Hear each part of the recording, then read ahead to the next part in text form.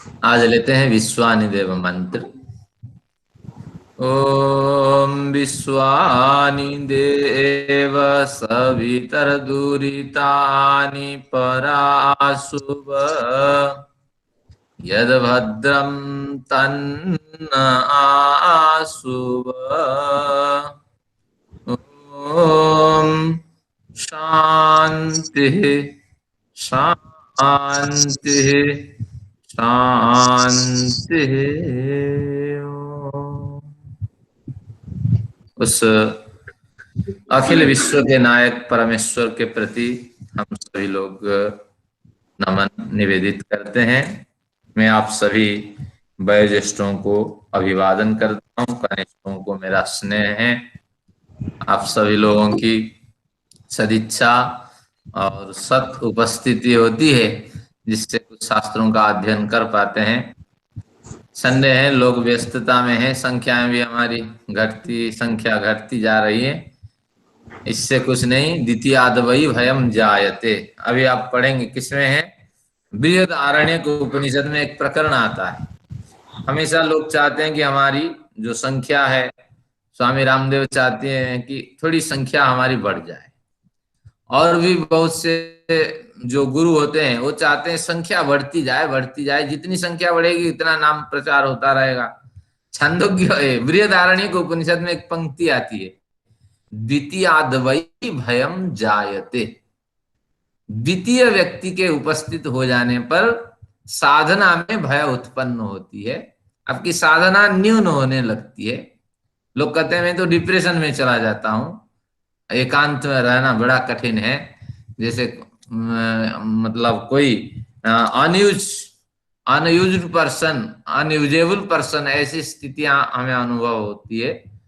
लेकिन शास्त्र का विचार है ऐसा नहीं है। साधना करने के लिए अगर पूरी समझ के साथ आप उतरते हैं तो ध्यान रखना, जैसे जैसे आपकी संख्या बढ़ेगी सम्मान बढ़ेगा, प्रतिष्ठा आपकी बढ़ती जाएगी। ध्यान रखना, निश्चित रूप से साधना में भय उत्पन्न होगा। यहाँ भय न्यूनता के अर्थ में, और फिर आप मुख्य लक्ष्य से भटक जाएंगे। तो जितनी संख्या है बहुत है, ये स्पष्ट करता हुआ मैं आज का प्रकरण प्रारंभ करता हूं। हमने यम का अध्ययन कर लिया, नियम का भी अध्ययन कर लिया। अब नियम में संतोष को पढ़ा था। और संतोष में मैंने अनुराधा जी को सुना था। संतोष की परिभाषा आप लिख लीजिए। संतोष की परिभाषा, पुरुषार्थ करते हुए प्रारब्ध बस जो मिल जाए। ये संतोष की बढ़िया परिभाषा है जो शास्त्रों में नहीं दी है। तो पुरुषार्थ करते हुए पर्याप्त लगा दीजिए, पर्याप्त पुरुषार्थ करते हुए प्रारब्ध बस जो मिल जाए। जरूरी नहीं कि आप पुरुषार्थ करें और फल आपको मिल जाएगा। तो प्रारब्ध बस, और प्रारब्ध कहते ही बहुत से कारक उसको प्रभावित करते हैं। आपके तात्कालिक जो कर्म है वो प्रभावित करता है, और आपके जो क्रियमान कर्म है वो प्रभावित करता है। प्रारब्ध तो प्रभावित कर रहा है, लेकिन यहाँ प्रारब्ध शब्द का उल्लेख करते ही इन दोनों का ग्रहण। तो पर्याप्त पुरुषार्थ करते हुए प्रारब्ध वश जो मिल जाए उसी में शांति रखना, उसी में संतोष रखना। तो वास्तविक उसी में प्रसन्नता को प्राप्त करना, ये संतोष है। तो इस तरह संतोष की ये परिभाषा है। तो मैं इसको पुस्तक आपके लिए खोल नहीं पाया पहले। मैं आज, आचार्य जी। हाँ जी। हाँ, आज मैंने कविता में सोच के, अपने मन से सोच के यही लिखा कि पुरुषार्थ में जो मिल जाए उसमें संतोष तो करे, लेकिन पुरुषार्थ फिर भी करते रहना चाहिए। हाँ, तो उसमें और थोड़ा जोड़ना था कि प्रारब्ध बस जो मिल जाए। पुरुषार्थ तो करेगा तो उतना मिलेगा, कोई जरूरी नहीं। तो प्रारब्ध को लगाना पड़ेगा। आप कोशिश करते हैं कि इसी एक कक्षा में योग दर्शन में समझ जाऊं, लेकिन ये संभव नहीं है, क्योंकि प्रारब्ध इसमें हावी है आपके। और प्रारब्ध कहते ही दो कर्म और भी है, जुड़ जाते हैं उसके साथ, जो गौण कर्म होते हैं। तो इसलिए ये पंक्ति जोड़ के अगर करेंगे तो आगे फिर उसमें नहीं आएगा, कठिनाई नहीं आएगी। ठीक। हाँ जी, ठीक है। अब आते हैं, अगला प्रकरण हमारा शुरू करते हैं। मैं आपको पुस्तक पहले निकाल लेता तो ये कठिनाई नहीं होती। केवल 2 मिनट में मैं आपके विषय तक आ जाता हूँ। हाँ, अब आ गया हमारा, संतोष हो गया। हम्म,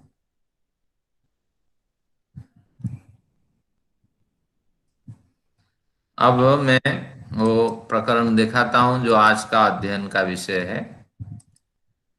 क्योंकि पुस्तक सामने होती है तो एक हमें आलम्बन मिल जाता है, आश्रय मिल जाता है सो करने का। चलिए, ये आ गया, पुस्तक के विषय आ गए हैं। शौच संतोष आदि हमने पढ़ लिया था, और ये अंतिम में हमने पढ़ा था कि हर व्यक्ति को आप सम्मान करें, आगे बढ़ करके सीनियर जूनियर का भेद हटा दें, और जब सम्मान करें ध्यान रखें कि उस व्यक्ति को आप सम्मान नहीं कर रहे हैं, जो उसके अंदर विद्यमान परम चेतन है उसी को आप नमन कर रहे हैं। तो ये वृत्ति बनाने से जीवन में विकास होगा, सामाजिक प्रतिष्ठा भी बढ़ेगी। जिन जिन व्यक्तियों के प्रति आप सिर झुकाएंगे व अभिवादन करेंगे तो निश्चित रूप से वो आपके अनुकूल होंगे। अब ये नया सूत्र आपके सामने है। ये सूत्र महत्वपूर्ण सूत्रों में से एक है, तो इसको आप इंपॉर्टेंट सूत्र के कैटेगरी में रखें। वितर्क बाधने प्रतिपक्ष भावनम, इस प्रकरण का नाम है कि प्रतिपक्ष भावना। हर व्यक्ति को प्रतिपक्ष भावना करनी चाहिए। क्यों? क्योंकि वितर्क बाधने, बड़े बड़े वितर्क आकर के, वितर्क विपरीत तर्क, विविध प्रकार के तर्क आकर के आपको बाधित करते हैं। अब जब बाधित करते हैं तो आपसे न यम का आचरण हो पाता है न नियम का आचरण हो पाता है। जैसे ठंड का समय है और आप पूरे कपड़े पहने हुए हैं, शास्त्र क्या कहता है? शौच आपका आभ्यंतर और बाह्य दोनों शौच होना चाहिए। बाह्य शौच के लिए अगर शौचालय में जाते हैं तो आपके मलमूत्र आदि के त्याग के समय पर क्या होता है कि कम वस्त्र लेकर के आपको बाथरूम में जाना चाहिए, क्योंकि उसके छोटे छोटे पार्टिकल्स होते हैं वो आपके वस्त्र में लगते हैं, और जो आप पहन के कपड़े जाते हैं तो उसके कारण आप भी कई तरह की बीमारियों से पीड़ित रहते हैं। तो इसलिए एक नियम है, वैष्णव एक परंपरा है, तो उसमें नियम है मलमूत्र त्याग के स्थल पर कम से कम जितने वस्त्र से आपका गुजारा हो जाए उतना लेके जाना है। और जो वस्त्र लेके जाते हैं, क्योंकि 6 बार षणमुत्रम द्विपुरीशयो हो, 2 बार हमें मल त्याग और 6 बार पेशाब कम से कम शास्त्र में बताया गया है। तो इस दृष्टि से मूत्र में तो आप वस्त्र न धोएं, लेकिन कटिवस्त्र आपका हमेशा शरीर में रहे। लेकिन मल त्याग के समय पे ध्यान रखना, जिस वस्त्र से आप शौच आदि जाते हैं तो उसको धोना है, नहीं तो कटि स्नान करना है, यानी कमर तक आपको पानी से भिगा करके उस पहने हुए वस्त्र को आपको धोना है। कमर के ऊपर भाग के वस्त्र आप भले ही हटा दें या हल्के वस्त्र पहने, तो इस तरह हमारे शास्त्रों में कुछ उल्लेख है। लेकिन क्या होता है कि हम विपरीत परिस्थिति में फंसते हैं। ठंड के दिन है, पूरा साल उड़ करके, अंदर भी कई वस्त्र उड़ करके हम जाते हैं, और उसी से टॉयलेट, उसी से सब। आजकल तो मैं देखता हूँ लोग पैंट पहनते हैं और न कोई उनके पास साबुन होता है, ना कोई मग होते हैं, ना टॉयलेट की कोई साधन है, जैसे मिला ऐसे अंदर घुसे और निकले। तो ये कहते हैं, तो क्यों? तो उसमें वो तर्क देते हैं कि किसी तरह जान बच जाए, ये बड़ी बात है, घर में जाके नहा लेंगे, जब परिस्थिति सुधर जाएगी तब देख लेंगे, लेकिन अभी तो फिलहाल ये काम हमें करने हैं। ऐसे ही कुछ उदाहरण यहाँ देते हैं, देखिए क्या कहते हैं। यदास्य ब्राह्मणस्य हिंसादयो वितर्कः, यहाँ ब्राह्मण का मतलब साधक। जब योग के साधक यम नियम पालन के लिए जिन्होंने व्रत ग्रहण किया था, तो ऐसे साधक के समक्ष हिंसादयो वितर्कः जायरन, बहुत से वितर्क उपस्थित होते हैं। मैंने तो केवल उदाहरण आपको शौच का दिया। तो जो 10 धर्म के लक्षण, 10 जो यम नियम के लक्षण हैं, हर हालत में इसको पालन करना है, इस तरह संकल्प कर लेने पर भी हिंसादि वितर्क उपस्थित होते हैं। जैसे हनिष्याम्यपकारिणम, हनिष्यामि अपकारिणम, जो मेरा अपकार करता है मैं तो उसको मारूंगा, इसमें कौन सा पाप है? कौन कहता है कि दुष्टों को दंड न दिया जाए, ऐसे उस व्यक्ति को मार दिया जाए कि पता ही ना चले, तो इसको हटा दिया जाए मार्ग से। हाँ, या वो दुष्ट व्यक्ति है, मैं बड़े पद पर हूं, उसको हटा दिया जाए। तो इस तरह स्थितियां होती है और हमारे जीवन में बड़े होते हैं इस तरह। तो कहते हैं कि इस तरह अगर आप करते हैं कि अपकारी व्यक्ति को तो मारता हूं, उपकारी व्यक्ति को तो नहीं मारता हूं। शास्त्र क्या कहता है? किसी भी स्थिति में मारने का अधिकार आपका नहीं है, वो तो ईश्वरीय व्यवस्था है, किसको मारना किसको रखना। तो इस तरह अगर वितर्क से आप पीड़ित हो जाते हैं तो निश्चित रूप से ये गलती होती है। मेरे से एक बड़ी गलती हुई है। मैं विश्वविद्यालय में अध्यापक रहा है हिमाचल में, तो जिसमें रहता था विद्यार्थियों के साथ रहता था, तो फिर मैं बढ़िया संस्कृत बोल लेता था, तो इसलिए मुझे जो एजुकेशन कंपटीशन होता है उसमें प्रमुख के रूप में चुना गया। 3 साल बढ़िया सर्विस रही मेरी हिमाचल में ठंड में। तो उसमें मैं क्या बढ़िया के कोई प्राइज देने वाला का एक कोई बढ़िया संस्था थी जो प्राइज देती थी, और 5,000 के आसपास प्राइज। और मैंने अपने विद्यार्थी जिनके साथ मैं रहता था, खाना बना के खाता था, कॉलेज जाता था व विश्वविद्यालय जाता था, तो उनको मैंने दिलवा दिया। वो तो लायक नहीं थे, मैंने घर बुलाया उनको, घर में तो थे ही, किसी गुप्त स्थान में बुलाया, फिर उनको लिखवाया, सारा पेपर उनका तैयार करवाया, उनको दिलवाया ताकि मेरे बच्चे खुश हो जाएं और मुझे वो दें, क्या दें कि सम्मान दें। तो 5,000 रुपए उनको दिया, लेकिन मन में तो ये शास्त्र तो पढ़ने वाला मैंने था, लेकिन जो लायक था उसको सेकंड पोजीशन दिया और उसकी माफी मांगी, उसके पैर पकड़ा। इतना होने पर भी मेरा जो दोष है वो क्षम्य नहीं। मैं आज भी अच्छा। अनुताप करता हूं कि बहुत बड़ी गलती हुई है मेरे से। और ये क्यों हुआ? वितर्क, वितर्क जायरन, बड़े वितर्क उठते हैं। अरे एक पाणिनि का व्याकरण पढ़ने के कारण ये त्रुटि हुई है। पाणिनि एक सूत्र लिखते हैं, असिद्धम बहिरंगम अंतरंगे, यानी निकटवर्ती व्यक्ति उपस्थित होने पर बाहरी व्यक्ति गौण होता है। तो ये वितर्क सब हमें भ्रमित करते हैं। तो कुछ व्याकरण की प्रक्रिया में जो निकट है उसके साथ संबंध होकर के शब्द बनते हैं। दूर के व्यक्ति को हम, दूर के पढ़े गए सूत्रों को हम अनादर कर देते हैं। तो वही विचार घुस गया दिमाग में कि पाणिनि अगर ऐसे कहते हैं, व्याकरण का सिद्धांत है, तो जो घर में है ये बच्चे भी चाहते हैं विकास, दूसरे बच्चे जो बाहर रहते हैं उनको क्यों विकास की ओर दिया जाए। तो ये मैं कुछ उदाहरण मेरा देखा है। पाप तो मेरा लग गया। अब जो पाप एक बार होता है बिना भोगे वो समाप्त तो होते नहीं है, वो मुझे मिलेंगे। तो इस अच्छा, तरह। हाँ, कोई कुछ कह रहे हैं शायद, आगे देखते हैं। एक प्रश्न था आचार्य जी, अभी पूछूं या बाद में पूछ लूं? पूछ लीजिए, क्योंकि दर्शन की क्लास में तत्काल प्रश्न हो जाना चाहिए। गुण और स्वभाव में क्या अंतर है? ठीक है। गुण जो, हाँ, ये थोड़ा प्रकरण से हट करके है, फिर भी बता देता हूँ।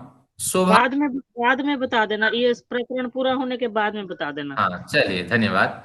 तो ये हो गया, जब वितर्क उपस्थित हो जाते हैं तो हिंसा आदि आपके द्वारा होने लगती है।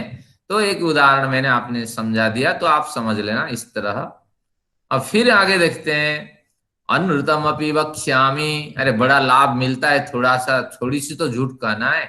जो बड़े होते हैं, दफ्तर में काम करते हैं, एक बढ़िया आचार्य है मेरे परिचित हैं, वो एक समाज में रहते हैं और वो सरकारी सर्विस करते हैं, लेकिन समाज नहीं छोड़ते हैं। एक व्यक्ति की और भी आजीविका चल सकती थी, नहीं छोड़ते हैं।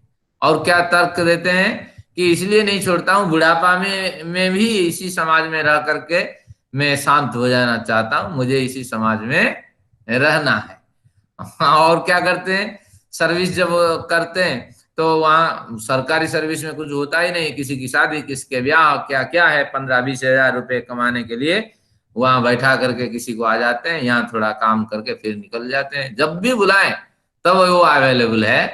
तो ऐसे सर्विस है, जब सरकार तुम्हारा ठेका ले लिया तो तुम अगर इधर उधर देखोगे तो इसी कैटेगरी में तुम आओगे कि वितर्क से बाधित हो, और जब बाधित हो जाना होता है व्यक्ति तो हिंसादि उत्पन्न होते हैं, इससे कर्माशय आपके बनते हैं। तो अनृतम अपनी बख्शा में, झूठ बोल दूंगा घर में, भैया बता देना सरकारी में क्या पढ़ाई होती है, कौन से स्कूल में क्या, कौन क्या जानता है, पढ़ा करके बच्चे क्या करेंगे। तो यही है अनृतम अपनी जायरन, थोड़ी सी झूठ बोल देना, अभी जा रहे हैं घर में या खाना खाने गए हैं, चाय पीने गए हैं, बता देना मैं आता हूँ, घंटे भर में हवन करके आता हूँ, 1100 रुपये तो जेब में आएगा। कुछ उदाहरण दिखा है, आगे देखते हैं।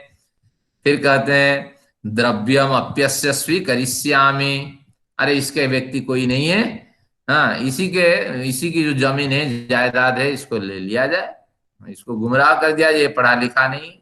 दारेशु चास्यव्यवायी भविष्यामि, इसका पति शादी करके कहाँ जा करके फौज में घुसा हुआ है, कहाँ जाके दर दर ठोकर खा रहा है, देखो महिला कितने काम वासना से पीड़ित हैं, अरे इसके साथ संबंध बनाया जाए, क्या फर्क पड़ेगा, अरे किसी की तो भलाई तुम करोगे। ये वितर्क है, अपने तर्क होते हैं, ये तर्क कसोटा नहीं जाता है। तो अपने अंदर तर्क उठते हैं, फिर स्वयं ही उसका जजमेंट आप करते हैं। तो इस तरह स्थिति वितर्क की स्थिति बताए। परिग्रह सुचास्य स्वामी भविष्यामी, इसके सब बाहर रहते हैं, थोड़ी उसकी जमीन अधिकार कर लो, थोड़ा सा कुछ कर लो।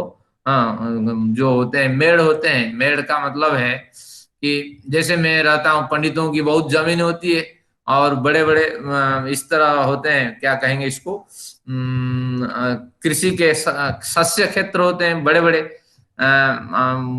तो उस सस्य क्षेत्र में मेड़ होते हैं, मेड़ यानी बांध होता है कि यहाँ से यहाँ तक ये मेरी जमीन, यहाँ से वहां तक मेरी जमीन।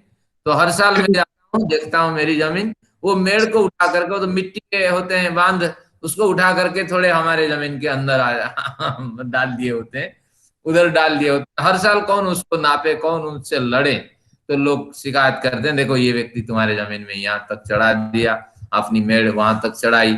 तो इस तरह की स्थिति। परिग्रह सुचास्य स्वामी भविष्यामी, अरे कुछ हमें खाने को नहीं मिलता, इसकी इतनी जमीन है, थोड़ा बढ़ा दो, उसको क्या फर्क पड़ेगा।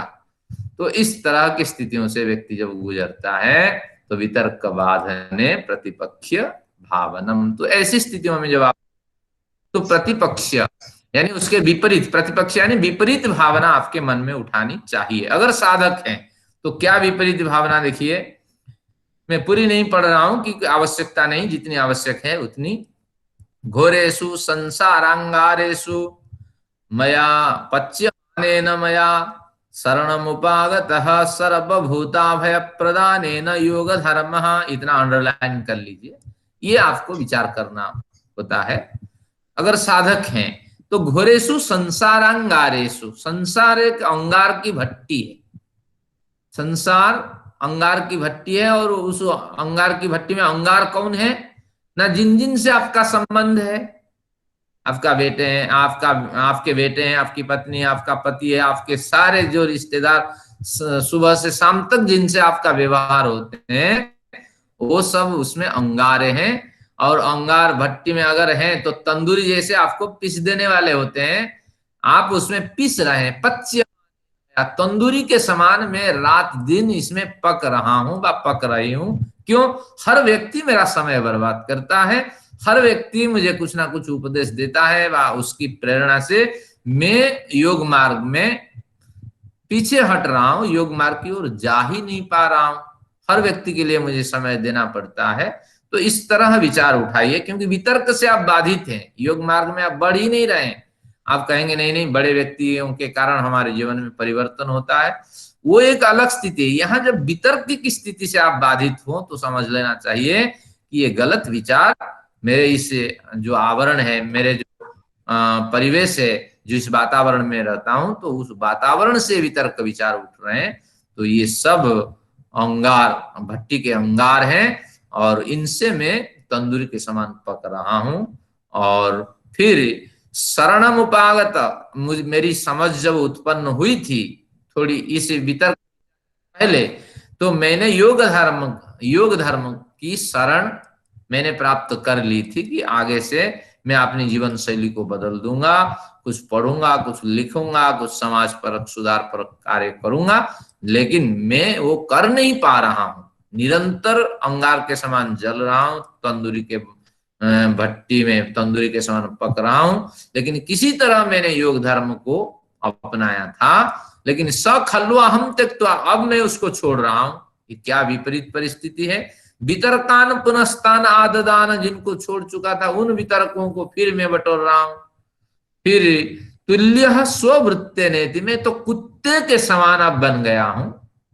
अब ये पंक्ति फिर अंडरलाइन करिए, इतनी पंक्ति, जथा स्वाबांता बले ही, अब इसको घुमा दीजिए, अहम बांता बले ही स्वा, बमिट को अवलेहन करने वाला कुत्ता हूं, बमिट को चट जाने वाला कुत्ता हूं। कुत्ता बमिट को क्यों चटता है? क्योंकि भूख से वो पीड़ित रहता है, जब बीमार रहता है तो उस समय उल्टी करता है, लेकिन कुछ नहीं मिलता उसको खाने के लिए, तो फिर वो कुत्ता, गलियों की कुत्ता, आप तो जो आपके घर में कुत्ता घुसा हुआ उसकी बात ही नहीं कर रहे हैं। हाँ, वो तो आपके पकवान भी नहीं खाएगा अगर उसका पेट भरा हुआ है। तो ये इस कुत्ते की बात चल रही कि जो आम कुत्ता होता है वो भूख से पीड़ित होकर के उसी को वमिट कर देता है, फिर घंटे भर जब उसको भूख लगता है फिर उसी को चट जाता है। तो इस तरह मैं कुत्ता बन गया हूं, कुत्ते से भी न्यून हूं, क्योंकि वमिट को चट जाने वाला कुत्ता हूं। मैंने संकल्प किया था कि जीवन में कुछ परिवर्तन करूंगा, लेकिन मेरे से नहीं हो रहा है।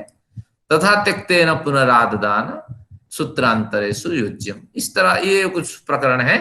तो इसलिए अब मुझे क्या करना चाहिए, तो जो मैंने छोड़ चुका हूं उसको दोबारा मुझे ग्रहण नहीं करना चाहिए। इस तरह मन में भावना उठा करके इसको बाधित करें।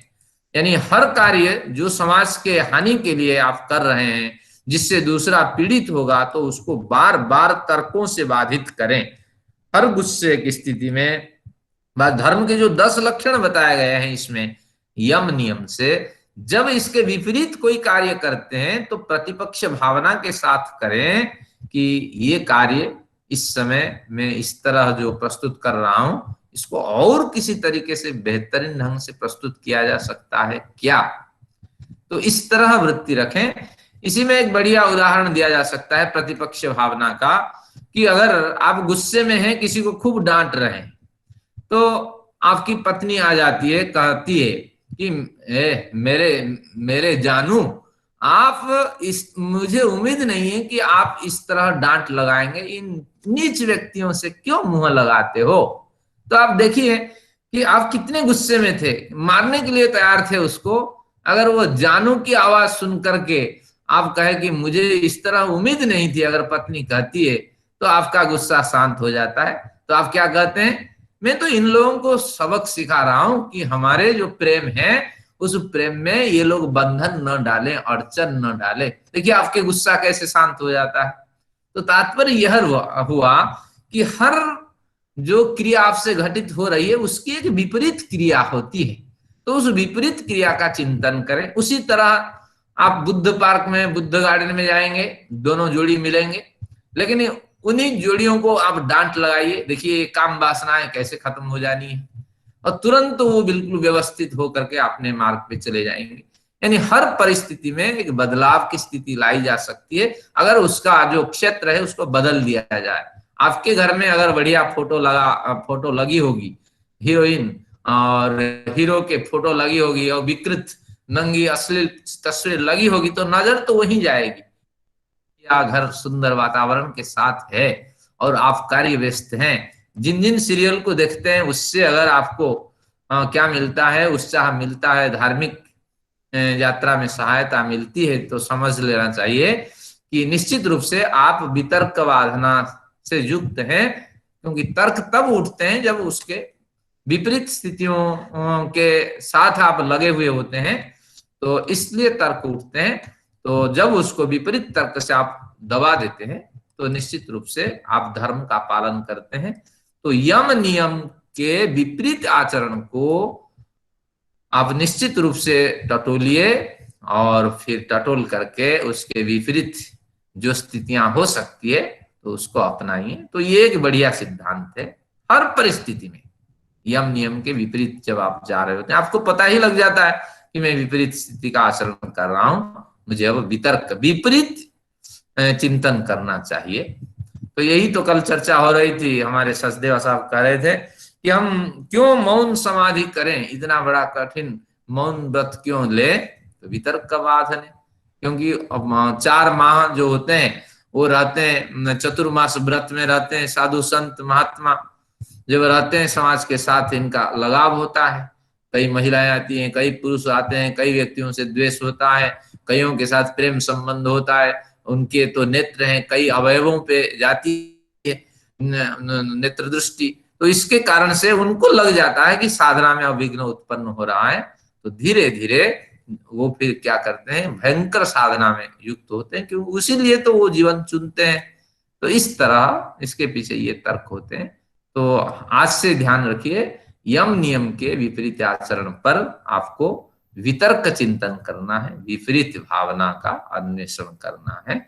और ये सूत्र याद रखेंगे, फिर मैं याद रहूंगा, बंतावले ही स्वा और घोरेशु संसारांग्यारेशु पच्यमान।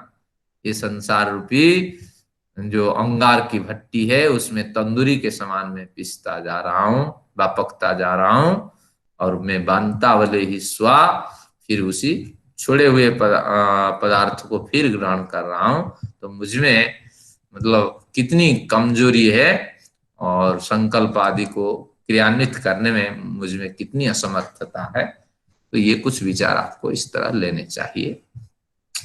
एक बढ़िया विचार जो अपना, मैं किसी को अपशब्द नहीं कहता, मेरे मुंह से कभी गाली नहीं निकलती है, क्या बढ़िया है।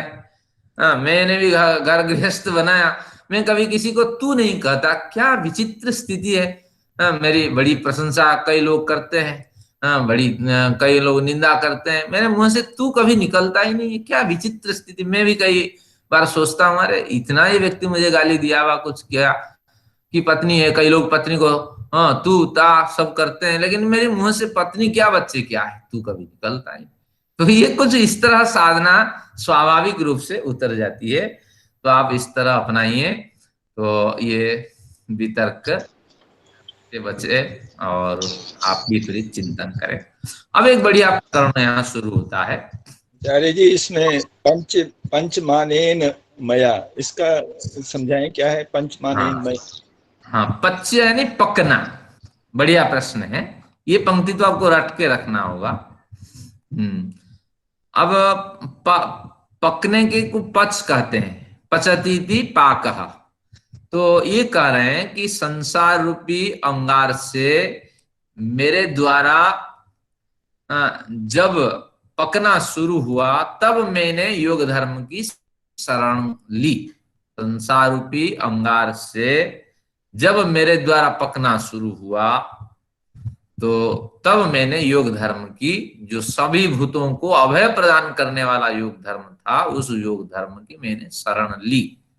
अब हम उसको सूत्र के हिसाब से बदल देंगे, घोरेशु संसारांगे गारेशु पच्यमान। इस तरह बनाएंगे विसर्ग दे करके कि संसार रूपी अंगार से, अंगार की भट्टी से मैं निरंतर पक रहा हूं और अपने आत्म कल्याण के लिए मैंने जो व्रत लिया था वो नहीं पालन कर रहा हूं, तो इसलिए मैं बांता भले ही स्वाह, बमिट चटने वाला कुत्ता हूं, मेरे से कुछ नहीं होगा। हे ईश्वर, आप क्या करो, आप मेरी सहायता करो।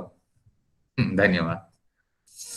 आइए, अब ये प्रतिपक्षीय भावना का प्रकरण चल रहा है, लेकिन उसमें भी एक बढ़िया ये विषय है, इसको आप समझिए क्या है। पहले सूत्र समझते हैं। 2 सूत्रों में प्रतिपक्षीय भावना की चर्चा है। वितर्का हिंसादय, जब अपने तर्क होते हैं, विविध तर्क होते हैं, विपरीत तर्क होते हैं, आप उससे फंस जाते हैं। विपरीत तर्क होते हैं, फंसे हुए होते हैं। तो वितर्का हिंसादय, अब कृतकारित अनुमोदित, ये 3 प्रकार के हो जाते हैं। हिंसादय से मतलब जो 10 पढ़े हैं, अहिंसा, सत्य, अस्तेय, ब्रह्मचर्य, अपरिग्रह, सब में से अ हटा दीजिए, अहिंसा से हटा दिए तो हिंसा हमने की है। अब असत्य सत्य हटा दीजिए, जोड़ दीजिए, कहीं हटा दीजिए कहीं जोड़ दीजिए, तो असत्य, अस्थेय था स्थेय, यानी अगर हिंसा करते हैं, असत्य बोलते हैं, चोरी करते हैं, ये जो 10 लक्षण बताए यम नियम में, तो ये जो है वितर्क आदि अपने तर्क से अगर ये धीरे धीरे पुष्ट होते जाते हैं, तो 3 तरह के पहले ये हमारे कर्म बनाते हैं, कृत, कारित, अनुमोदित। इसके ऊपर 1 2 3 करके लिख दीजिए। ये 3 तरह के कर्म हमसे बना देते हैं। कृत क्या है कि कुछ हम स्वयं कर लेते हैं गलतियां, मच्छर मुझे मारा और ये उड़ गया, इतना दर्द हो रहा है, इसको बिना मारे मैं छोड़ूंगा नहीं, तो फिर भागते हैं उसके पीछे। या मैंने तो देखा है कि बड़े विद्वान होते थे तो जब मच्छर आता है तो ऐसे मारते थे, बड़ी शांति मिलती है, ऐसे हाथ फैला के उनके पीछे दौड़ते थे। तो ये हो गया कृत, छोड़ना नहीं है, अपकारी को मारना है, इसमें कौन सी गलती है। तो ये कृत, स्वयं ही कुछ गलतियां हम कर बैठते हैं। और कारी तो दूसरों से कराते हैं, हटा दो, कबाब में हड्डी है इसको हटा दो, जो पैसा है मैं दे दूंगा, क्या फर्क पड़ता है, इन्होंने इतना तंग किया है, परेशान किया है, कोई नहीं, इसको हटा दो। इसको कहते हैं किलर, जो होते हैं पैसे लेकर के किलिंग करते हैं। तो ये हो गया कारित। और अनुमोदित, बहुत सी प्रथाएं हैं, बहुत से कर्म ऐसे समाज में हम मिनिस्टर हैं, हम पुलिस में हैं, हमारा बच्चा बलात्कार करता है, तो हम कभी बच्चे को कहेंगे कि जा तू, तेरा कैरियर खराब हो और तुम कोर्ट में घसीटते हुए चले जाओ, दंड पाओ, ये कभी नहीं हो सकता। बड़ी ईमानदारी के साथ आप विचार करें, बहुत से ऐसे कर्म होते हैं हम अनुमोदित करते हैं। हम तो तर्क देते हैं, भैया गलती हो गई, उसके पास जाते हैं, कुछ पैसे ले लो, समाधान कर लो, बच्चा है, फलाना है, अगर समझदार है। अगर समझदार नहीं है तो हम अगर पुलिस में क्या क्या धारा लगा देंगे, हमें कानून पता है, ये कभी किया ही नहीं, ऐसा ही कुछ हुआ है। तो कुछ विवाद इस तरह हुआ, तो मैं कुछ एफआईआर लिख के गया अपने वकील के पास, तो वकील हंस हंस करके उसको फाड़ दिया, कहा ऐसे एफआईआर नहीं लिखा जाता, ऐसे लिखो इसने मारा, इसने पीटा, इसने हमला किया, तभी कुछ धारा लगा के हम तो केस करेंगे। मैंने कहा मुझे नहीं करना इस तरह ना, बस चले जाओ, यहाँ से कुछ नहीं होगा। तो ये सब अनुमोदित है, अगर वहां आप करते हैं धारा के, जो हमारी इंडियन धारा होती है उस हिसाब से करते हैं, तो आप धीरे धीरे गलत कार्य को अनुमोदन करते हैं।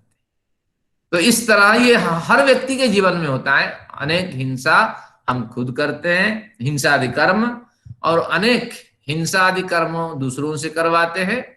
और अनुमोदित, मैंने कहा ना, एक नेट पकड़ा दिया हमारे जो पड़ोसी है अपने बच्चों को, और बारी लगा दी, 3 बच्चे हैं, शाम से 6 बजे से 7 बजे के बीच एक बच्चा क्या करेगा, मच्छर मारेगा, सोने के वक्त एक बच्चा मारेगा, सुबह एक बच्चा मारेगा, और जैसे तड़के होते हैं ना, फट फट फट फट, जैसे जान की कोई कीमत ही नहीं है, कोई परवाह नहीं है। तो ऐसे कि हम नहीं करते, बस तुम करते रहो, बढ़िया है, तड़का की आवाज आती है, ये बड़ी खुशी हो जाती है बच्चों को, इसको मारो उसको मारो। अब मैंने कुछ कहा उदाहरण, तो आप समझ लेना, केवल ये दिंगमात्र निर्देश है, दिशा निर्देश किया। तो बड़े कर्म इस तरह हमसे हो जाते हैं, बड़े कर्मों को हम करते हैं, दूसरों से करवाते हैं और अनुमोदन भी करते हैं। लोभ, क्रोध, मोह पूर्व का, ये हिंसादि कर्म तो इसके बड़े साधन होते हैं, लेकिन प्रमुख रूप से इन 3 साधनों से बनते हैं। कुछ लोभ के कारण, कुछ क्रोध के कारण, कुछ मोह के कारण। बहुत से लोग यहाँ प्रमाण उठाते हैं तर्क कि काम क्रोध लोभ मोह जो 6 विकार है, इनके कारण भी होते हैं हिंसा। क्योंकि जब डाइवोर्स होता है तो क्यों होता है, वही है जो काम वृत्ति है उसकी शांतिकरण के लिए। अब दोनों पति पत्नी लड़ते हैं, शादी के 4-5 साल, तो भयंकर स्थिति आप समझ लेना चाहिए, डाइवोर्स होने की बड़ी स्थितियां होती है वो। तो इसलिए ये काम के कारण भी हिंसा होती है। तो आप देखिए, काम क्रोध लोभ मोह, मद यानी उन्मत्तता, उन्मत्तता यानी पागलपन, पागलपन के कारण बड़ी हिंसा होती है। और मत्सर्य, ईर्ष्या, ईर्ष्या के कारण भी बड़ी हिंसा होती है। लेकिन इनको गौण स्तर में पतंजलि जी ने रखा। लेकिन 3 प्रमुख, ये 6 वासनाओं में से और 5 जो शब्द स्पर्श आदि विकार कहते हैं, ये 5 विकार 6 वासनाओं से ये वितर्क उत्पन्न होते हैं, लेकिन इनमें 3 प्रमुख होते हैं, क्रोध, लोभ, मोह। तो इनके कारण से ये हिंसा आदि वितर्क उत्पन्न होते हैं, हमें व्यथाएं मिलती हैं। और ये फिर मृदु, मध्य, अधिमात्र। मृदु हल्की फुल्की हिंसा होती है, और थोड़ा उससे जो बढ़ा हुआ है वो मध्यम धरण की हिंसा होती है। हिंसा केवल उदाहरण के लिए, बाकी अस्ते और चोरी आदि सब लगा सकते हैं। अधिमात्र कुछ तीव्र रूप से हिंसा आदि कर्म होते हैं हमसे। तो इस तरह अगर ये हो जाते हैं, कृतकारिता अनुमोदित कर्म बनते हैं क्रोध, लोभ, मोह आदि के कारण, मृदु, मध्य, अधिमात्र स्वरूप के कारण ये हो जाते हैं, यम नियम का पालन नहीं करते हैं। अब ये जो पंक्ति है इसके नीचे अंडरलाइन करके आपको याद रखनी है जिंदगी भर। क्या ये कहते हैं कि दुखाज्ञानम अनंत फला इति प्रतिपक्ष भावनम। बार बार प्रतिपक्ष यानी विपरीत भावना मन में उठानी चाहिए कि इनसे होने वाले जो फल है, यहाँ जो अनंत है उसके ऊपर लिख दीजिए अतिशय। अनंत शब्द का मतलब अतिशय, अत्यंत। तो ये जो कर्म हो जाते हैं, ये कर्म अत्यंत दुखों को, अत्यंत अज्ञान रूपी या अज्ञान आदि फलों को देने वाले होते हैं। यहाँ अनंत शब्द अतिशय के अर्थ में यानी कितने दुखों को देंगे ये कोई नहीं जानता, कितनी अज्ञानता हमारे जीवन में आएगी ये कोई नहीं जानता। आदि शब्द भी इसमें जोड़ करके यानी अत्यंत, अतिशय दुख और अतिशय अज्ञान आदि फलों को देने वाले होते हैं। तो इस तरह बार बार चिंतन करें, और ये 10 जो यम नियम बताए गए हैं इनका हमेशा पालन करें। हाँ, कोई कुछ कह रहे हैं, धन्यवाद। तो इस तरह ये विचार आप रखें मन में। तो अब आज आपको बढ़िया बिंदु मिल गया, दुखाज्ञान अनंत फला इति प्रतिपक्ष भावनम। तो इसलिए दुख ज्ञान अनंत यानी अतिशय दुख, अतिशय ज्ञान के फल मिलने वाले हैं। इस तरह गलत कार्यों से आपको बचाएं। अब ये यहां तक तो हमारे किसने, पतंजलि जी ने हमें बताया।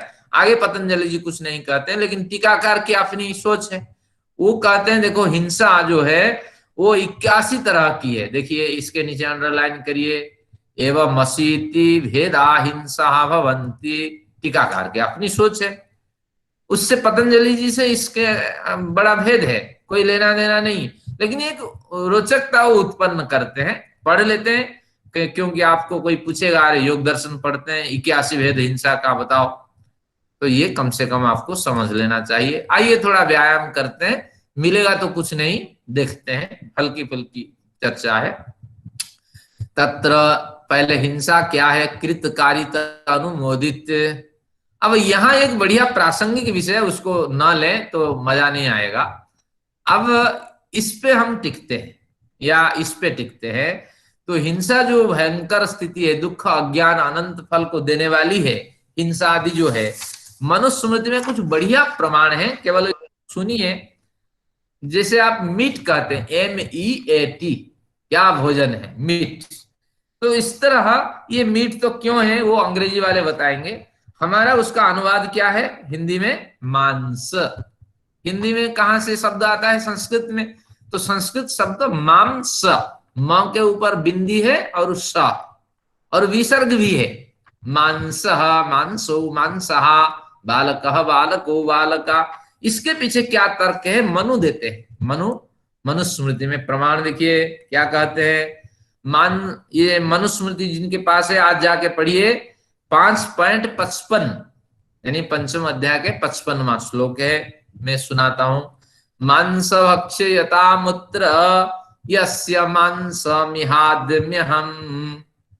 मांस भक्षयता, वो मीट जब आप खाते हैं तो मनु कहते हैं कम से कम सोचा करो, इसका नाम मांस इसलिए है, माम का मतलब मुझे, संस्कृत में मामा आवाम नवस्मान्ना, मुझको। मांस भक्षयता मुत्र, सह यानी वह मुझे खा रहा है। वो मांस कह रहा है, जब मुंह में जो डाल रहे हो वो मांस ही कह रहा है कि मेरा नाम मांस है। और वह तुम मुझे खा रहे हो। कहते हैं मांस भक्षयिता तुम भक्षयिता हो अमुत्र यस्य मांस मिहाद्म्य हम। डरो मत या भूलो मत, मैं भी तुम्हें खाऊंगा, इसलिए तो मेरा नाम मांस है। सह माम अपि अस्नाति, वो मुझे ही खाएगा। तो हर व्यक्ति इस तरह सोचे, सह माम खादति, वो मुझे ही खा रहा है और मैं भी उसको खाऊंगा, इसलिए मेरा नाम मांस है। तो वास्तविक रूप से ये भय उत्पन्न कराया गया कि मांस शब्द सुनकर के आप डर जाएं कि जैसे आप हत्या करके प्राणियों का मांस खा रहे हैं, तो निश्चित रूप से वो मांस ही शब्द से पता लग रहा है, वह संकेत कर रहा है कि अगले जन्म में भी आपको इस तरह काटा जाएगा और आपको भयंकर स्थिति के साथ इस तरह पिस पिस करके फिर पका करके खाया जाएगा। और ये खाने के बीच में जितने अवसर रहेगा, जितने दिन रहेंगे, जितनी अवधि रहेगी, तो तब तक भी ब्याज के साथ आपको और भी पीड़ाएं मिलेगी, और भी यातनाएं मिलेगी। तो इसलिए उसका नाम मांस रखा गया था कि लोगों के मन में डर बैठे। लेकिन लोग तो आज मांस कोई नहीं कहता, मीट चाहिए लोगों को। आइए अब फिर उसने मनु ने इसको और बढ़िया ढंग से बताया कि मांस खाने वाले यानी हत्या करके, प्राणियों की हत्या करके खाने वाले को सबसे गर्हित कर्म करने वाला प्राणी माना जाता है। यानी जितने हमारे जीवन में कर्म है, सबसे भयंकर और दुख देने वाला कर्म कौन है? देखिए मनुस्मृति 5.52, ये भी आप पढ़िए। कहते हैं सोमांसम परमांसेन यो वर्धयितुम इच्छति। अब मुझे प्रोटीन चाहिए है, मुझे घर गृहस्थी के लिए, अब देख कोरोना का हमला है, देखो परिवार मुझे चलाना है, पत्नी से संबंध बनाना है, बच्चा पैदा करना है, तो इसलिए सोमांसम परमांसेन, मुझे तो मछली खानी है, मांस खानी है, प्राणियों की हिंसा करनी है। अगर इस तरह बचा विचार बना करके जो खाता है, और वो क्या है, अनभ्यर्च पितृन देवान ततन्यो नास्ति अपणीय कृत, ततो अन्य नास्ति अपणीय कृत। अपणीय यानी बड़े बड़े पाप करने वाले उस व्यक्ति से कोई भिन्न व्यक्ति नहीं है। यानी सबसे बड़ा पाप अगर कोई करता है कि बेरहमी से प्राणी की हत्या करके अगर उसको खाता है, हमारे शास्त्र कहता है सबसे बड़ा जघन्य पापी वही व्यक्ति है। तो इसलिए ध्यान रखिए, आपके कारण से किसी प्राणी के प्रति इस तरह अनाचरण न हो। फिर मनु और एक बढ़िया श्लोक बनाया, कहता है 8 व्यक्ति इस हत्या के अधिकारी होते हैं। अगर आपके घर में मांस बनता है, ध्यान रखना, या मछली बनती है, प्राणियों की हिंसा होती है और उससे आप पोषित होते हैं, तो 8 व्यक्ति इसमें सजा के अधिकारी होते हैं। एक बार सुन लीजिए, कभी जीवन में काम आएगा। मनुस्मृति 5.51 में ये बताया गया, अनुमंता, अनुमंता अनुमति देने वाला। हाँ पिताजी आज मीट बनाया जाए, हाँ बनाया जाए, अगले बार तो बढ़िया बनाया था, तू बढ़िया बनाती है, तेरी मम्मी नहीं बना पाती है, हाँ जाओ बनाओ। इस तरह अनुमति देने वाला। विशसिता, विशसिता का मतलब टुकड़े टुकड़े करने वाला। प्राचीन काल में 2 व्यक्ति होते थे, एक तो काट देता था बेरहमी से, और एक व्यक्ति उसको टुकड़ा टुकड़ा करता था। लेकिन आज तो स्वयं ही काटने वाला वही है, टुकड़े टुकड़े करने वाला वही है। तो इसलिए कितना पाप पड़ता है मनु की स्थिति और आज की स्थिति में देखिए भेद कितना है। तो अनुमंता, अनुमति देने वाला एक पापी है। विशसिता, समान पाप है सबका, और विशसिता टुकड़े टुकड़े करके उसको भोजन लायक बनाने वाला। निहंता, क्रय विक्रय, बेरहमी से मारने वाला। जैसे चौवन्नी, जान की कोई परवाह नहीं है, उसके पास चौवन्नी की कीमत है जान। तो इस तरह मनु को बड़ा दुख था, तो मनु ने कहा निहंता, जो हत्यारा है वो भी। क्रय विक्रय, जो क्रय करने वाला, तुम खरीदोगे नहीं तो मछली जो आपकी इतनी मीट कटती है, इतने बकरे कटते हैं, वो दुकान बंद हो जाएंगी। तो ध्यान रखना, जो क्रय खरीदारी करने वाला है वो भी सजा के अधिकारी है। विक्रय, जो बिकने वाला है, जो खरीदार आएंगे तो कमाई होगी, तो विक्रय करने वाला है। तो ये 5 हो गए, अनुमति देने वाला, टुकड़े टुकड़े करने वाला, हत्यारा, खरीदने वाला और बिकने वाला, संस्कर्ता। घर आएगा, अगर पत्नी नाराज हो जाए, मैं तो भोजन नहीं बनाऊंगी, मीट तो हमारे घर में घुसेगी नहीं, तो पति एक दो बार लाएगा, कहीं होटल होटल में खा लेगा, हाँ, या फिर धीरे धीरे उसकी वृत्ति खत्म हो जाएगी। अगर पत्नी बड़ी रुचि के साथ, भैया ऐसा पति मिला, क्या करें, चलो बनाओ, अगर इस तरह बनाती है, बेमन होके भी बनाती है, तो भी वो सजा के अधिकारी है। चोपहरता च परोसने वाला, हाँ, जो इस तरह थाली कटोरी बच्चे लगाते हैं या घर में जो लगाते हैं वो भी, और खादकश्चेति घातकाः, जो खाने वाला है, खाने वाला तो सबसे बड़ा घातक होना चाहिए, लेकिन ये कहते हैं चारों, ये 8 व्यक्ति बराबर पाप के अधिकारी होते हैं, तो इसलिए किसी भी प्राणी की हिंसा न करें। ध्यान रखना, दुखा ज्ञानम अनंत फलाः। पूछूंगा इसका क्या अर्थ है, कि अगर हिंसादि कर्म होते हैं, अतिशय दुखों को, अतिशय अज्ञान आदि फलों को बड़े लंबे समय तक देने वाले होते हैं ये कर्म। अब हमारा समय तो भाग रहा है, भाष्यकार की कुछ टिप्पणी पढ़ लेते हैं। उन्होंने 81 भेद कैसे किए हैं और हल्का फुल्का विचार है, देखते हैं। कहते हैं कृतकारित अनुमोदित, इस तरह 3 तरह के वितर्क की पीड़ा से पीड़ित होकर का व्यक्ति कर्म करता है, तो इधर रख दीजिए कृत, इधर रख दीजिए कारित, इधर रख दीजिए अनुमोदित। फिर आगे पढ़ते हैं, एक एका पुनस्त्रिधा, इनमें से 3 भेद होंगे, क्योंकि उसने इतना उल्लेख कर दिया क्रोध लोभ मोह पूर्व का, तो यहां से इसको उठा लिया। जरूरी नहीं कि ये तीनों ही हिंसा के कारण होते हैं, लेकिन भाष्यकार को आपने विचार देना था, तो कहते हैं ये 3 और इसमें मल्टीप्लाई कर दीजिए। क्यों करें, कि देखिए मैं इसको कैसे मल्टीप्लाई का कैसा स्वरूप होता है मैं बताता हूं। कृत लोभा, कृत मोह, कृत क्रोध, फिर कृत और मोह, तो इस तरह कृत के 3 भेद। इस तरह कारित लोभ, कारित क्रोध, कारित मोह, और अनुमोदित लोभ, अनुमोदित क्रोध, अनुमोदित मोह, इस तरह। तो ये 9 भेद हो गए, तो 3 मल्टीप्लाई बाय 3, यानी कृतकारित अनुमोदित मल्टीप्लाई बाय क्रोध लोभ मोह स्वभावा, इस तरह 9 भेद हो गए। ये केवल एक बौद्धिक व्यायाम है, लोगों में एक भ्रांति, लोगों में एक रुचि कि हिंसा अहिंसा के प्रति रुचि उत्पन्न करने का एक स्वरूप है। थोड़ा पढ़ते हैं, थोड़ी मनोविनोद हो जाए।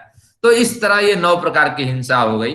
फिर कहते हैं पुनस्त्रिविधा, पुनस्त्रिविधा ये 3 प्रकार के होंगे, हाँ, या इसको पूरी पंक्ति पढ़ने की आवश्यकता नहीं। तो अब कहते हैं पुनस्त्रिविधा, ये 3 प्रकार फिर होंगे, क्योंकि यहां बताया गया मृदु मध्यम अधिमात्र। तो ये कैसे होगा, ना कृत लोभा मृदु, कृत क्रोधा मृदु, कृत मोह मृदु, ये इसमें देखिए 3 हो गए। तो इसी तरह इसमें भी मल्टीप्लाई आप 3 कर दीजिए, ये आपका 9 27 हो जाएंगे भेद। इस तरह इस सब बनेंगे। कृत के अभी 3 बने, फिर कारित के बनेंगे, फिर अनुमोदित के बनेंगे, फिर क्रोध लोभ मोह इनके साथ इनका संबंध होगा। तो इस तरह ये हुआ मल्टीप्लाई, कृतकारित अनुमोदित मल्टीप्लाई बाय क्रोध लोभ मोह पूर्वक मल्टीप्लाई बाय मृदु मध्यम अधिमात्र, 27 भेद हो गए। फिर उन्होंने अपने तरफ से, अब तो पतंजलि जी ने कुछ नहीं कहा, अपनी तरफ से फिर एक उन्होंने लगा दिया कि मृदु मृदु, मृदु मध्य, मृदु तीव्र, इस तरह इसके भेद होंगे। कैसे होंगे, ना कृत लोभ मृदु, मृदु मृदु, कृत लोभ मृदु, मृदु मध्य, कृत लोभ मृदु, मृदु तीव्र, इस तरह इनके भेद होंगे। तो फिर मल्टीप्लाई बाय 3 कर दीजिए, तो 27 दिया ये। एवं मेकासिति भेदा हिंसा, हिंसा की इस तरह 81 भेद हो गए। फिर कहते हैं सा पुनर्नियम विकल्प समुच्चय भेदाद संख्यया। फिर ये जो हिंसा आदि कर्म हुए ये फिर 3 प्रकार भेद से युक्त होंगे। नियम, नियम का क्या अर्थ है ना नियम का अर्थ देखिए हमारे सत्यापति जी खोल देते हैं, आपको समझने में कठिनाई होगी कि एक ही प्राणी की हिंसा की जा सकती है, मछली की, क्योंकि मछली को मारने में इतना कष्ट नहीं होता है, बकरी को मारने में बकरी तड़पती है, गाय तड़पती है, तो इसलिए मछली को मार दें, उसकी आवाज हमारे तक नहीं पहुंचती है, तो इसके कारण से भी हिंसा हो जाती है। फिर कहेंगे विकल्प के कारण भी हिंसा होती है कि मछली या बकरी दोनों में से जो आपका मन करे, जिसे आप खाना चाहते हैं, उसकी भी हिंसा कर ले। फिर एक होती है जो भी प्राणी मिले उसकी हिंसा करो, क्योंकि ये प्राणी हमारे खेत को बर्बाद करते हैं, ये प्राणी हमारे मनुष्यों के लिए घातक है, सबको मार दो, जंगल सफाया कर दो, जो भी जानवर मिले सर्प से लेकर के बड़ी चिड़िया तक सबको मार डालो। तो इस तरह फिर वो कहते हैं कि ये 3 नियम को अपनाने से, अब ये क्या कहते हैं, पुनर्नियम विकल्प समुच्चय भेद, ये 3 भेदों को अपना करके असंख्येय हिंसा की असंख्य भेद हो जाते हैं।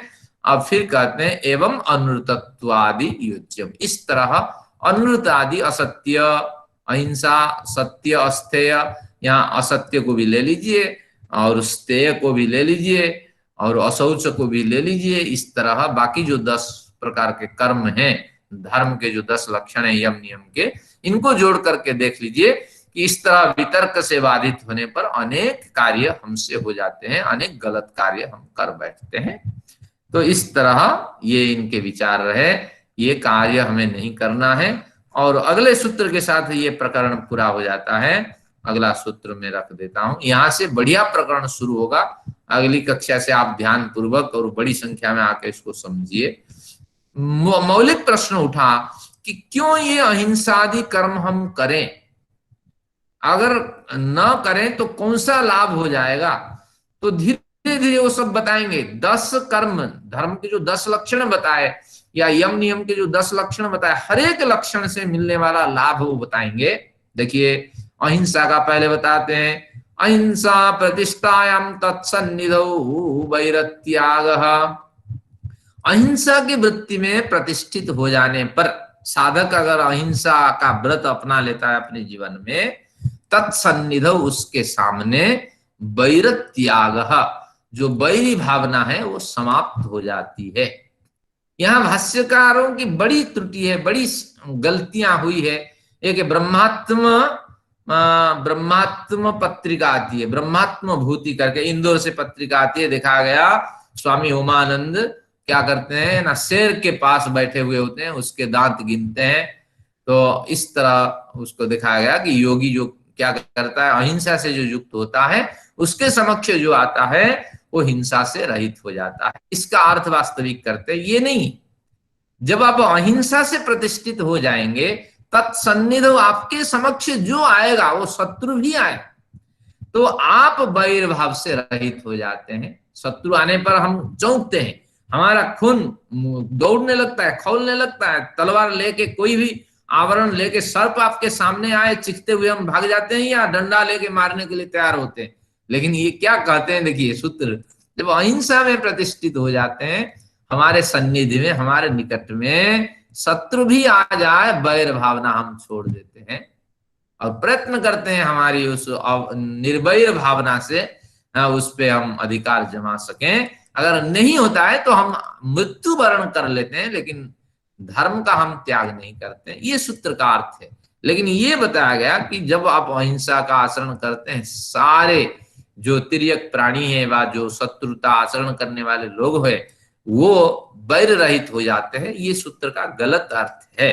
कभी भी जो हिंसक प्राणी है वो वैर त्याग नहीं कर सकते। सर्प आपके सामने, आप उसको पुचकारिए, कितना भी बड़े संत हो, कुछ भी हो, सर्प की समझ नहीं है मनुष्य की समझ जैसी। वो तो समझेगा कि कुछ दाल में काला है, क्योंकि उसके अंदर होता है जहर, वो भी एक मद होता है। बिच्छू आप जितने उसको सहलाइए, उसके अंदर जहर होता है, वो उन्मत्त भावना वो जहर के कारण उनको मिलती है। देखिए जिसके पास धन है, और 2 मित्रों को देखिए, एक धनी मित्र, एक गरीब मित्र, ये विचारणीय विषय है। दोनों मित्रों जब मिलते हैं बारीकी से देखिए, धनी मित्र अकड़ के बोलेगा, गरीब मित्र गरीबी झेल रहा है, उसके अकड़पन नहीं होंगे। तो उसी तरह एक पढ़ा मित्र और एक अनपढ़ मित्र, दोनों देखिए, एक अकड़ के बोलेगा, एक नरम के साथ बोलेगा। क्यों?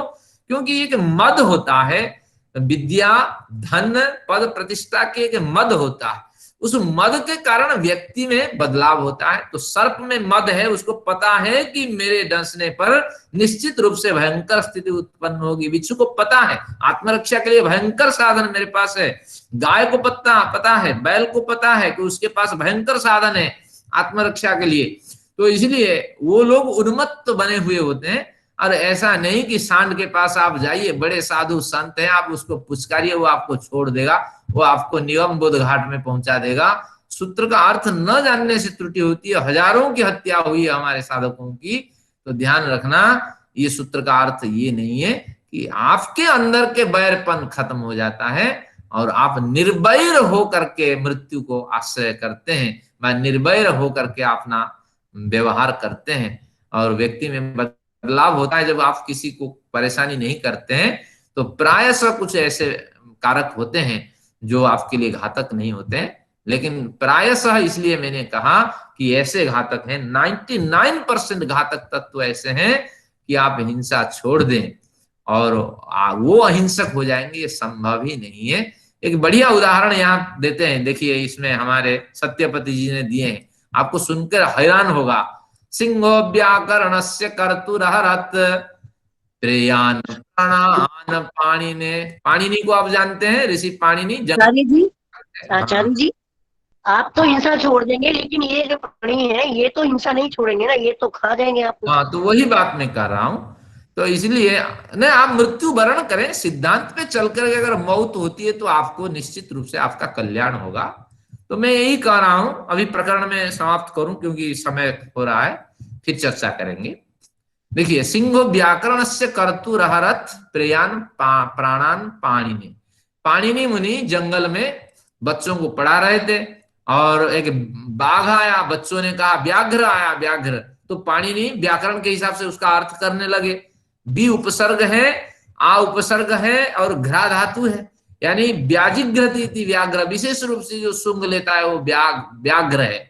तो इसलिए हिंसा रहित हो जाइए, वो कुछ नहीं करेगा, सुंग के चला जाएगा। तो उसी दिन पाणिनि का शरीर शांत हो गया। बाघ सुंग लिया, पाणिनि को मार डाला। मीमांसा कृतमुन ममाथ सहसा हस्ती मुनि जयमिनी। जो मीमांसा दर्शन हम पढ़ेंगे, जयमिनी मुनि ने उन्होंने बनाया और वो जंगल में रह करके साधना करते थे। और वो ये थे साउथ इंडियन थे, और वहां तो साउथ इंडिया में बड़े बड़े हाथी होते हैं। तो हाथी ने उठा करके सूंड में पटक दिया 2 मील दूर, तो बस वो कुचल दिया हाथी ने। तो इसलिए हिंसा तो हुई है। छंदो ज्ञान निधि जघान मकरो बेला तटे पिंगल। पिंगल जो छंद शास्त्र लिखने वाले हैं, पाणिनि जी के छोटे भाई या बड़े भाई माने जाते थे, उस पिंगल ने क्या किया, एक नदी के किनारे बढ़िया वातावरण में ध्यान लगाने बैठ गए। और जानते हैं नदी के किनारे घूमते हैं कौन, जो मगरमच्छ। वो निश्चित रूप से मगरमच्छ क्या कर दिया, उसको चट कर गया। तो इसलिए अज्ञानावृत चेतसा मतिरुषाम कोरथस्तिरश्चाम गुणै। तो इसलिए अज्ञानता न रखें और दूसरे प्राणी हिंसा नहीं करेंगे, ये भावना से रहित हो जाइए। कोशिश करिए कि इनसे बचें, और अगर विपरीत परिस्थिति में उनके सामने हो गए तो उनके प्रति हिंसा आचरण न करें और निश्चित रूप से सिद्धांत का आचरण कर आप मृत्यु को प्राप्त कर जाएं। तो लेकिन वेद में पढ़ेंगे कि हमारी साधनाएं कहाँ कहाँ होती थी। नदी के किनारे, आश्रम के किनारे एक मंत्र आता है, तो उसमें ये उल्लेख है। तो इसलिए सुरक्षित जगह पे साधनाएं होती हैं। ऐसा नहीं कि कहीं भी साधना करो और कोई आपकी अहिंसा के कारण आपकी हिंसा नहीं कर सकता, ये भावना छोड़ दें। तो ये बढ़िया सूत्र है आपके लिए। इसके साथ अहिंसा का प्रकरण समाप्त होता है। मैंने आपके 7 मिनट लिए हैं, इसके फल तो मुझे मिलेंगे। आप लोगों से फिर भी क्षमा प्रार्थना करता हूँ, शायद कुछ मेरे कर्म कम हो जाएं। इसी भावना के साथ आज क्या समाप्त करता हूँ। आचार्य जी आप सब जा सकते हैं, समय हो गया है। जिनको प्रश्न कुछ रखना है वो बैठे। आचार्य जी, हाँ जी। जो हम एक बात जानते हैं कि ईश्वर न्यायकारी और दयालु है, तो वर्तमान में जो लाखों करोड़ों को प्रातः काल उदय होते, करोड़ों जीव हत्याएं रोजाना बकरी